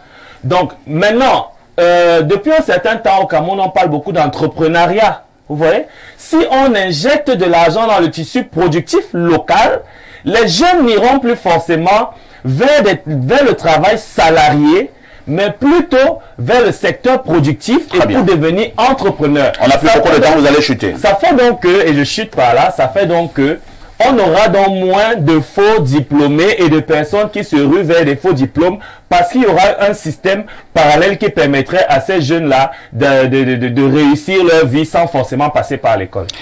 Bernard Ouena, encore des faux diplômes au concours de l'armée au Cameroun. La question fondamentale de ce matin est celle de savoir à qui la faute. La faute, je pense, revient à tout le monde, à la société, au système. Tout à l'heure, vous parliez de ces enfants qui passent le clair de leur temps à concourir pour intégrer un emploi, une structure. Le temps passe, il arrive un moment qu'il ne peut plus concourir parce que il est déjà plus âgé. Tout à fait. Oui, il y a déjà le diplôme qui a l'âge requis. Malheureusement, il ne peut plus concourir parce qu'il a dépassé cet âge-là. Donc, il devient un problème. Il devient un problème. Mais ce que je veux d'abord dire à M. Vautou, c'est que non, le Cameroun, il n'y a que 300 000 et poussières de fonctionnaires. Nous sommes à peut-être plus de 30 millions. Et tu sais bien que tous les Camerounais qui travaillent aujourd'hui sont dans le secteur informel, à plus de 80%. 98%. Même. Voilà, moi j'étais modeste. Donc les gens peuvent gagner leur vie autrement que de trouver un emploi salarié avec un diplôme à la fonction publique ou dans une société d'État ou dans une multinationale. Donc la faute à qui? Sauf que vous l'avez dit, c'est informel. Il faut qu'on formalise donc de ces canevas-là parallèles. Il faut organiser, il faut structurer ce secteur informel comme ça se passe ailleurs. Mais je dis que nous avons hérité de quelque chose qui va jouer, qui va peser dans notre développement, pour la construction de notre pays. C'est cette mentalité où... La faute à qui? La faute est à la société, aux parents qui donnent l'argent aux enfants d'aller acheter des diplômes, aux enfants qui sont parfois paresseux, qui ne veulent pas travailler, parce que l'exemple de l'enfant qui allait annoncer à son père qu'on l'a licencié à la CNPS est un bel exemple de complicité des parents dans la fainéantise de certains enfants, c'est-à-dire que l'enfant vient te montrer des diplômes. Tu secoues la tête, tu ne peux pas vérifier comment il a fait est-ce que réellement c'est un diplôme authentique. Finalement, à l'arrivée, cette situation arrive et c'est lui qui est frappé peut-être par la mort, comme ça a été le cas. Donc tout le monde a sa part de responsabilité dans cette affaire. L'État même également doit organiser de façon beaucoup plus, j'allais dire, décente, des structures, des moyens qui permettent de recruter des jeunes, de trouver des emplois à la jeunesse, plutôt que de privilégier davantage les diplômes. Pierre Blériot-Niemek, disons-le de manière très claire, lorsque vous avez un faux diplôme, vous êtes un prisonnier ambulant. Parce que la législation camerounaise est claire, on punit ceux qui ont des faux documents et notamment ceux qui ont des faux diplômes. Est-ce que si on commence à appliquer cette loi avec rigueur, ça peut décourager plus d'un Camerounais à aller encore établir des faux diplômes? Bon, parfait, vous aviez posé une question à Eboto, il a évité. Quelquefois, la personne a la valeur du diplôme qu'elle présente. C'est-à-dire que la personne a réussi au baccalauréat. Aujourd'hui, elle n'a plus l'âge des examens et va antidater son baccalauréat pour va le falsifier. Vous voyez, il y a le faux, le vrai faux, il y a le faux faux. Ou bien le faux vrai, ou bien le vrai faux. Il y a le faux faux. Il y a quelqu'un qui n'a jamais fait terminale, mais qui a un bac à la maison et une licence. Lui, il est dans le faux faux. Pourquoi je parle du vrai faux? C'est pour relever cette question de limitation d'âge. C'est vous qui avez empêché pendant plus d'une dizaine d'années que les gens ne puissent compétir pour les concours. Oui. Vous avez fermé. Quand vous avez ouvert, vous avez placé les limitations d'âge. Où est-ce que nous devons mettre ces Camerounais qui ont été à l'école et ont obtenu des Est-ce que ce n'est pas une grosse... Est-ce qu'il n'y a pas une problématique à résoudre là-dedans? Il faut la résoudre. Vous perdez le temps à des étudiants qui cherchent le doctorat. Tu es en fac. Tu sais quelles sont les tracasseries? Et vous dites que la limitation pour recruter, c'était l'âge. C'est-à-dire le gars, il perd même de vue qu'il a dépassé l'âge, il ne fait que chercher son doctorat. Quand il obtient, on lui dit que non, en fait, tu sais, tu es de 5 ans plus vieux que la limite d'âge. Qu'est-ce qu'il va faire de ce doctorat? Non, il faut une certaine justice sociale. Exact. Et moi, je suggère quelque chose, ce n'est pas avec ce système. Il faut un système dans lequel les concours se font depuis le lycée. Vous savez comment on conçoit ça? C'est-à-dire qu'on vous dit que quand vous irez au concours, on regardera vos notes de classe depuis la 6e jusqu'en terminale. Ça aura un pourcentage. Parce que qu'est-ce qui pousse les gens à faire des faux diplômes aussi? Un gars, il était nul à l'école. Tu ne sais pas. Normalement, il ne doit même pas venir compétir. Mais comme son oncle est quelque part, le gars s'en va, Bonhomme, ça dit. Mais il n'aurait pas pu faire cela tout le parcours durant. Il faut aussi que les enseignants soient plus rigoureux. Parce que quelques-uns facilitent la fabrication des faux diplômes. Merci Pierre Blériot. Quelques-uns favorisent la fabrication des faux diplômes. C'est le cas dans certains instituts universitaires au Cameroun où il y a une grande complicité. Certains enseignants qui sont dans des laboratoires pour fabriquer des faux diplômes dans nos instituts universitaires au Cameroun. Bernardo Basson, Blériot a commencé à donner quelques esquisses de solutions. Que faut-il faire pour que nous puissions véritablement mettre cette affaire de côté au Cameroun, cette affaire de faux diplômes? Parce que voyez-vous, nous parlons habituellement de l'image du Cameroun. Lorsqu'on écoute ce genre de choses au Sénégal, en Côte d'Ivoire, au Gabon, et que sais-je encore, est-ce que l'image du Cameroun ne prend pas un sérieux coup? Mais vous avez une propension à marquer une emphase sur la question d'image. Mais ces gens, ils s'en foutent de l'image du Cameroun. Ah bon? Vous avez tout à l'heure évoqué éventuellement les infractions attachées aux faux diplômes. Oui.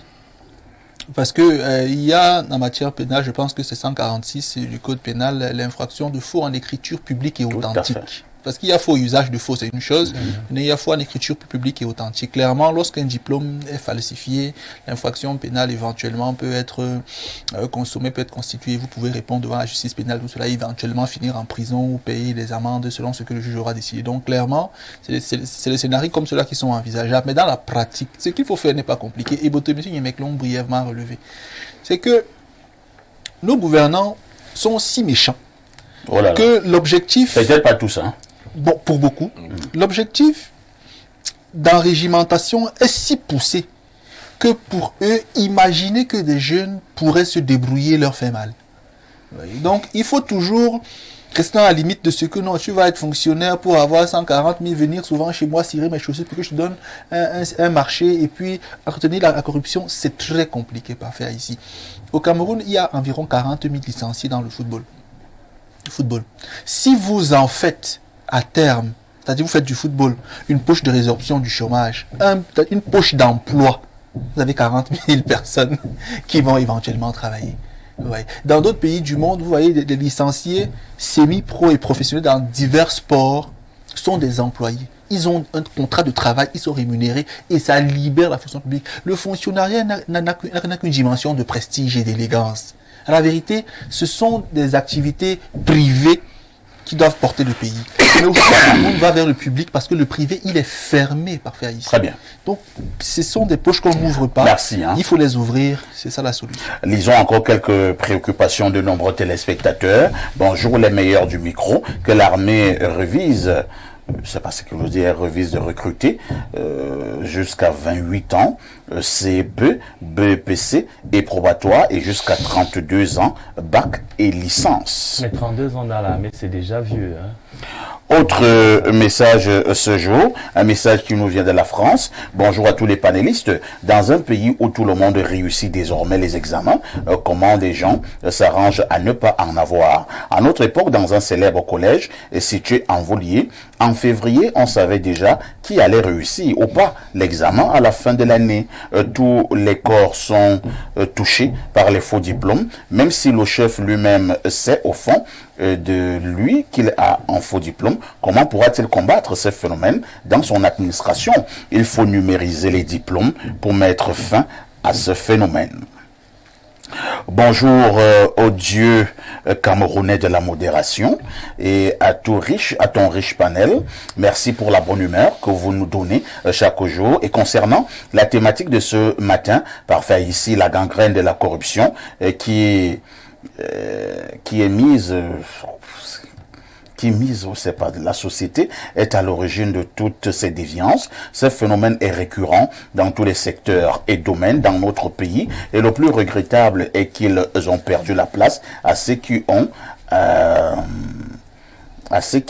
les vrais diplômes pour intégrer le corps de la défense. Parfait ici, la pauvreté, la misère et le chômage sont à l'origine de tous ce désagréments. Parfait, j'ai fait ce concours plusieurs fois et à chaque fois on me demandait de monnayer pour intégrer le corps. La question que l'on doit se poser maintenant, que fera le MINDEF pour atteindre le quota demandé? Bonne journée à vous. Bonne journée, monsieur ou bien madame. Bonne journée également à Renaud et Boto. Merci. Bonne journée à Bernard Owona. Bonne journée à Pierre Blérugnamek. Bonne journée à Bernard Dobasson. C'est la fin de ce programme. Dans exactement 8 minutes, vous allez retrouver le journal de la mi-journée. La rediffusion de ce programme, c'est tous les soirs à partir de 22h30. Avec tout ceci.